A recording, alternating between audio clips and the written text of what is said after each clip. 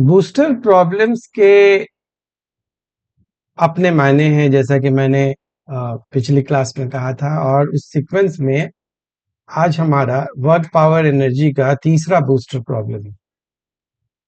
जैसा कि मैंने कहा था कि बूस्टर प्रॉब्लम मैं इसलिए बता रहा हूं ताकि इसमें कुछ मल्टीपल स्किल्स एम्बेडेड होते हैं, तो हमें इसी बहाने एक स्किल सीखने का मौका मिल जाता है। डूइंग फिजिक्स प्रॉब्लम्स जो हैं वो लर्निंग स्किल है, और अगर कोई आदमी स्टूडेंट्स को अगर ये स्किल आती है तो वो किसी भी प्रॉब्लम को क्रैक कर देगा। सो मेन जो इम्पोर्टेंट जो पॉइंट है फिजिक्स पढ़ने का, जो मेन विपन जिसको कह सकते हैं, हथियार है, वो है acquiring more and more skills to crack problems. तो आज हम लोग जो है इस सीक्वेंस में तीसरा बूस्टर प्रॉब्लम ले रहे हैं वर्क पावर एनर्जी का। So hi, hello everyone, welcome to my channel Physics Forum. My name is Suhail Ahmed and I am a physics educator, और मैं आपके लिए वीडियो बनाता हूँ जो नीट जेई एस्पिरेंट्स हैं, सीयूईटी के लिए एस्पिरेंट्स हैं, या जो एडवांस प्लेसमेंट फिजिक्स यूएसए के लिए है, उनके लिए भी ये सारे क्वेश्चंस बहुत इंपॉर्टेंट है। तो चैनल पे हमारे इस कोर्स को आगे बढ़ाने से पहले, इस प्रॉब्लम्स को मैं पढ़ाऊं इससे पहले, फिर वही आपसे एक रिक्वेस्ट है कि सब्सक्राइब कीजिए, लाइक कीजिए, और यही बात मैं प्रॉब्लम्स के सॉल्व करने के बाद भी, आपको स्किल सिखाने के बाद भी रिपीट करूंगा। सो आपका जो है सब्सक्रिप्शन, लाइक, शेयर हमारे लिए बहुत इंपॉर्टेंट है, इसके बहुत मायने हैं, जैसे आपके लिए स्किल्स के मायने हैं। तो चलिए, let's begin this solving this problem and learning the trick. इस प्रॉब्लम में जो इम्पोर्टेंट पॉइंट है वो ये कह रहा है कि एक बॉल है जिसको फेंका जा रहा है। देखिए, ऐसे फेंका जा रहा है इसको। अब किसी सर्टेन एंगल पे गिर रहा है, ये एंगल नहीं दिया हुआ है, लेकिन चलो, ये तो है कि किसी सर्टेन एंगल पे दिया हुआ है। अब कहता है कि इसका जो कोएफिशिएंट ऑफ रेस्टिट्यूशन है वो 2/3 है। कोएफिशिएंट ऑफ रेस्टिट्यूशन क्या है, मैं उसको याद दिला दूंगा। जिस वेलोसिटी वेक्टर से वो गिर रहा है वो दिया हुआ है। आपको बताना है किस वेलोसिटी वेक्टर से वो रिबाउंड करेगा, और उसका जो है चॉइस आपको दिया हुआ है। इस चॉइस में से कोई एक आंसर सही है, बाकी आंसर गलत है। तो देखिए, सबसे पहले आपको इस प्रॉब्लम को सॉल्व करने का स्किल्स जो है वो लेना है, कॉन्सेप्ट लेना है। वो कॉन्सेप्ट जो है वो इस तरह से है, जैसे मान लिया जाए कि आपके पास एक फ्लोर है, ये एक फ्लोर है, ठीक है, और कोई जो है बॉल जो है वो आपके इस फ्लोर पे जो है इस डायरेक्शन में जो है वो फॉल कर रहा है, ठीक है। अब यहां पर ये जो बॉल का जो स्पीड है वो वेक्टर सेंस में दिया हुआ है 4i कैप -3j कैप, ये हमें दिया हुआ है बॉल का स्पीड। अब हम लोग यहां पर ये देखते हैं कि एक हमारे लिए एक नॉर्मल है, उस नॉर्मल को भी ड्रॉ कर देता हूं मैं। ये आपके लिए नॉर्मल, यहाँ पे ये नॉर्मल है जिसको हमने ड्रॉ कर दिया है। अब एक कोई सर्टेन एंगल बनाता है और बॉल जो है वो फिर किसी स्पीड से निकल जाता है। अब बॉल कैसे निकलेगा ये आपको भी मालूम है। बॉल कहीं इस तरह से चला जाए, तो अगर ये आपका v वेक्टर है तो आपको बताना है कि ये जो v डैश वेक्टर होगा वो कितना है। जो चार चॉइस दिए हुए हैं वही आंसर है, उसमें से कोई एक आंसर है, बाकी आंसर जो है गलत है। तो सबसे पहले हम लोग इसका जो कॉन्सेप्ट है वो लर्न करें। देखिए इमेजिन करो कि बॉल जो है वो किसी टाइम में वो यहाँ टकराएगा, तो ये जो लाइन है वो उसको हम लोग कॉमन टेंजेंट बोलते हैं, और ये जो लाइन है इसको हम लोग कॉमन नॉर्मल बोलते हैं।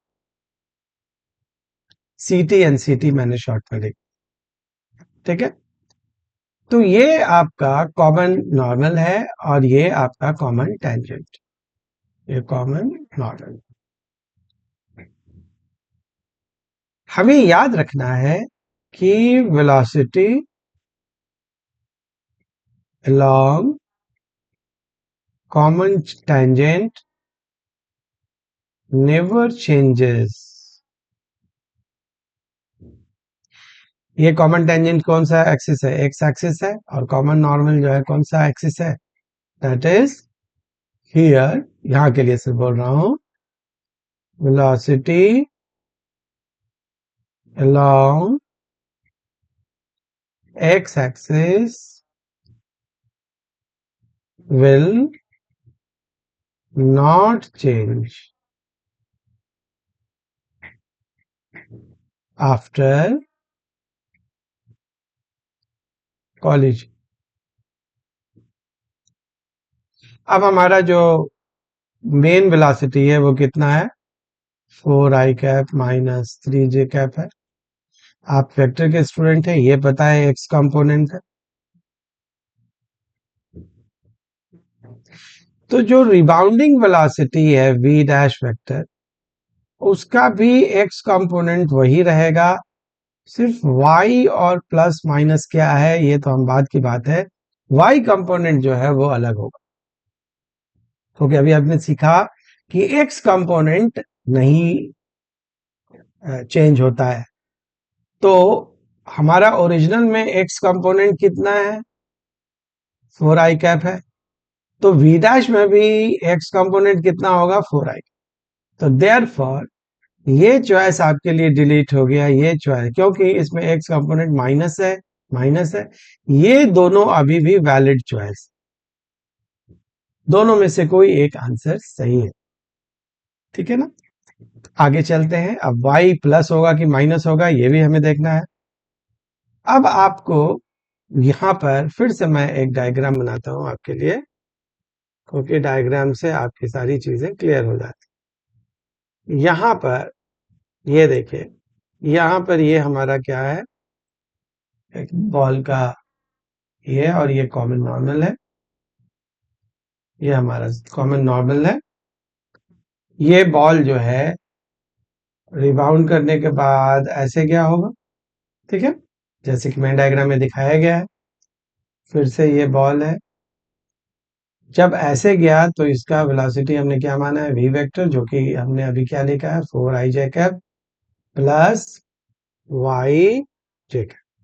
अब हमने प्लस लिखा, क्यों प्लस लिखा, क्योंकि ऊपर जा रहा है तो x कंपोनेंट इधर होगा और y कंपोनेंट इधर होगा। आप जानते हैं कि इधर y प्लस होता है और इधर x प्लस होता है, तो x तो प्लस है ही, 4 है, लेकिन y भी अब क्या होगा, प्लस होगा।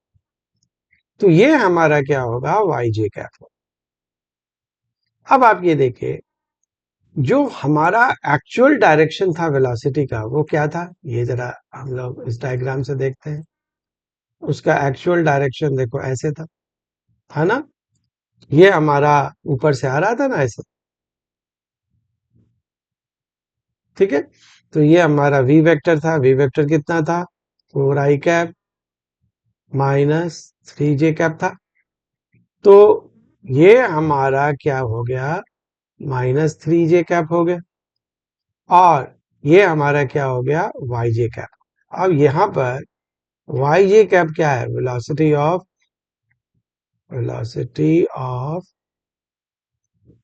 रिसेशन या सेपरेशन,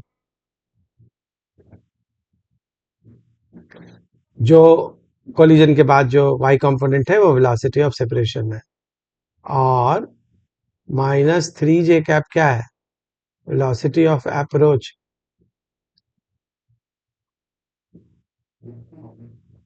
आप जानते हैं कोफिशिएंट ऑफ रेस्टिट्यूशन जो होता है वो क्या होता है, वेलोसिटी ऑफ रिसेशन या separation divided by velocity of approach. तो ये हमारा y था और इसको मैग्नीट्यूड के सेंस में डालना है।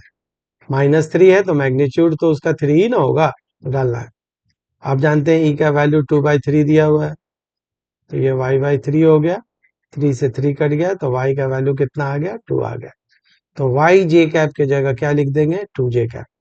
तो अब हमारा v डैश वेक्टर हो गया, वो कितना हो गया, 4i cap plus 2j cap, which is the velocity of what, rebounding balls. जो बॉल रिबाउंड कर गया है उसकी जो वेलोसिटी होगी वो 4i cap plus 2j cap होगी। तो आप ये देख सकते हैं कि here we have the answer. So first is the correct choice. ये आपका जेई में आया हुआ क्वेश्चन था, तो हमने इसको सॉल्व इसीलिए किया, नहीं कि सॉल्व करना था, हमने आपको इसलिए सॉल्व किया कि इससे आपका एक स्किल सीखा। वो स्किल क्या था, वो यहाँ पे हम हाईलाइट करने जा रहे हैं।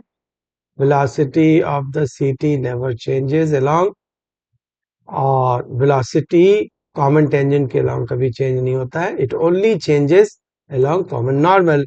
आप कॉमन नॉर्मल के अलोंग कैसे चेंज करेंगे, उसका जो है हमने आपको इसके लिए यहाँ बताया कि पहले और बाद का, ये टकराने के बाद का और ये टकराने से पहले का, इन दोनों ही के रेशियो को हम लोग क्या कहते हैं, कोएफिशिएंट ऑफ रेस्टिट्यूशन। सो इस स्किल को आई होप कि समझ गए होंगे। लाइक और शेयर और सब्सक्राइब जरूर कीजिएगा। मिलते हैं अगली क्लास में एक और प्रॉब्लम्स के साथ। So have a good day. मिलते हैं फिर अगली क्लास में। Thank you very much.